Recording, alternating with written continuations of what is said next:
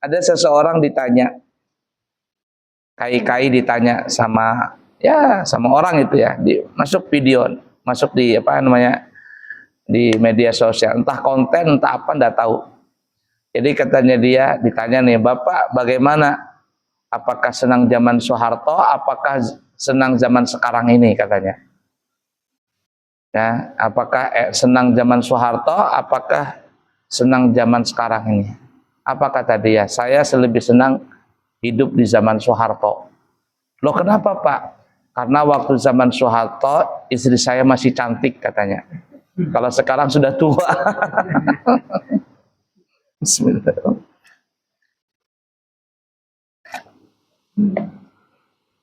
Nah oleh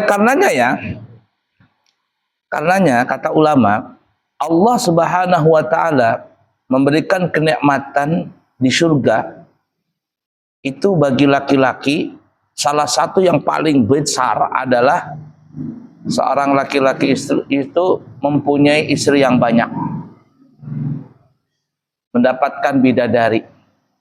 Karena biasanya nih ya, puncak kesenangan seorang laki-laki, kebanggaan seorang laki-laki adalah apabila dia mempunyai istri yang cantik, apalagi bisa 2, 3, 4.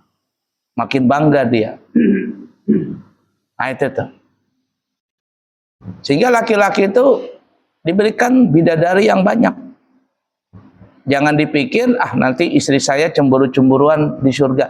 Nggak ada, sifat cemburu itu nanti dicabut. Nggak ada lagi rasa sifat cemburu dalam surga. Ada yang mengatakan, wallah alam di mana riwayatnya, cuman pernah saya dengar.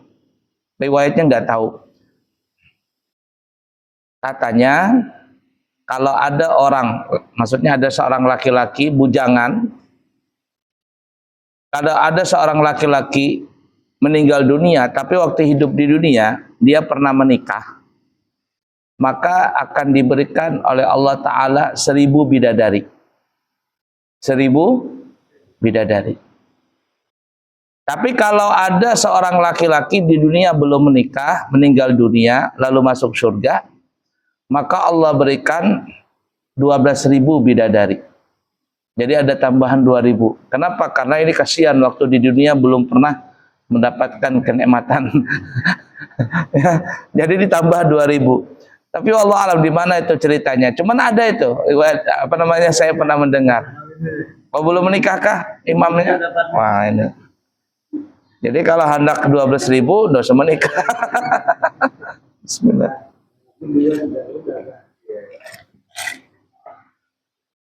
Itu yang terhitung. Dikatakan itu yang terhitung. Belum lagi yang enggak terhitung. Yang enggak terhitung itu bonus-bonus. Ada yang dikatakan, katanya Allah alam benar tidaknya di mana riwayatnya saya belum juga tahu. Cuman ada guru-guru cerita. Belum sampai ke perempuan. Saya cerita laki-laki dulu. Nah yang tadi yang laki-laki sudah menikah, meninggal dunia, masuk surga kan 1000 tuh. Kalau yang bujangan meninggal dunia masuk surga 12.000. Itu yang terhitung. Yang terhitung. Ada lagi yang bonus-bonusnya. Nah, guru-guru tuh cerita siapa yang mengambil kotoran di masjidnya. Satu kotoran di masjid. Nah, ada kotoran debu atau benang atau apa gitu, plastik. Maka satu kotoran yang ada di masjid itu Allah gantikan dengan 1 orang bidadari. Makanya nanti kalau mau tahu siapakah yang paling banyak punya bidadari, punya istri di surga, itu kaum. Siapa yang jadi kaum di masjid ini? Siapa marbotnya?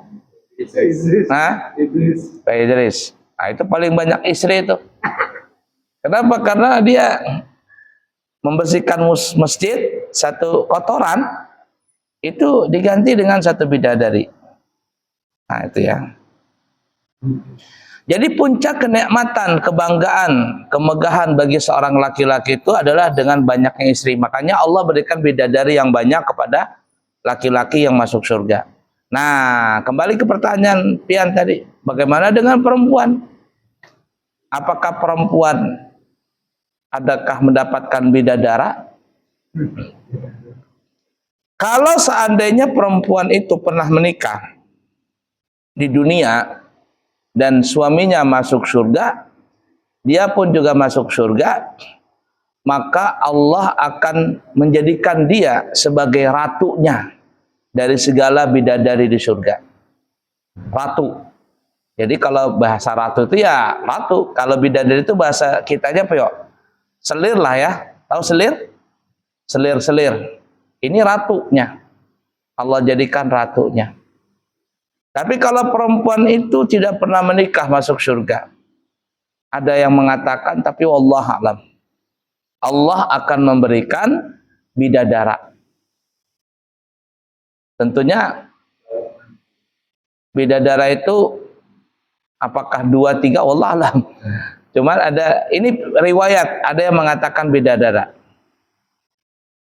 Karena perempuan juga perlu juga pendamping. Nah, jadi ada yang mengatakan mendapatkan bidadara kalau dia belum pernah menikah di dunia ini. Atau mungkin suaminya mampir ke neraka, maka dia mungkin dapat bidadara. Tapi sebenarnya perempuan itu puncak kenikmatan, kebanggaan, kemegahan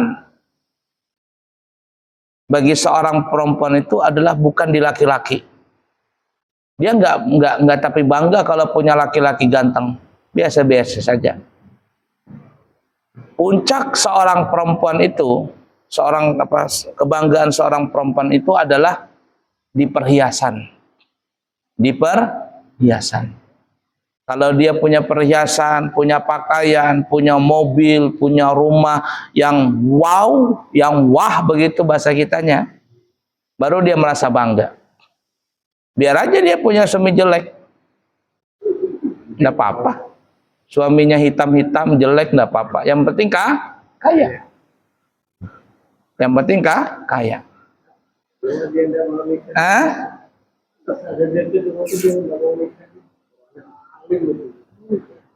Tapi kaya. Nah itu perempuan itu. Dia merasa bangga dengan seperti itu. Berapa banyak perempuan sekarang ini yang baru-baru di daerah mana tuh? Daerah mana itu perempuan-perempuan yang diangkat jadi P3N? P3K atau P3N tuh? Setelah diangkat ya PNS zaman sekarang ya. P3N, P3K atau P3N tuh ya istilahnya. Setelah diangkat dapat SK langsung rame-rame menggugat cerai suaminya. Coba bayangkan, malu punya suami yang gak kerja katanya. Padahal di situ ada salah satu yang kita baca, ada seorang perempuan yang suaminya yang membantu kuliah. Suaminya yang membantu kuliahnya. Sampai lulus, sampai membantu untuk jadi PNS lah bahasa kitanya sekarang. Setelah mendapatkan SK itu, lalu dia menggugat suaminya. Ini kan perempuan yang kurang ajar sama sekali nih. Nah kenapa? Ya tadi itu, karena perempuan itu nikmat yang paling tinggi yang dia rasakan, kebanggaan yang paling dia tinggi itu adalah dari perhiasan, dari duit. Uang, rumah, mobil, pakaian, itu yang dia banggakan. Ya, itu yang dia banggakan. Kalau suami mah biasa-biasa aja.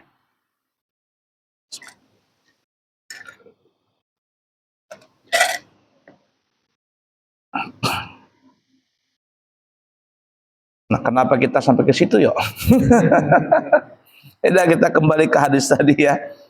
Jadi kata Nabi, siapa yang mendapatkan, siapa yang ada dalam dirinya dua perkara ini, dia termasuk orang yang pandai bersyukur dan juga orang yang sabar.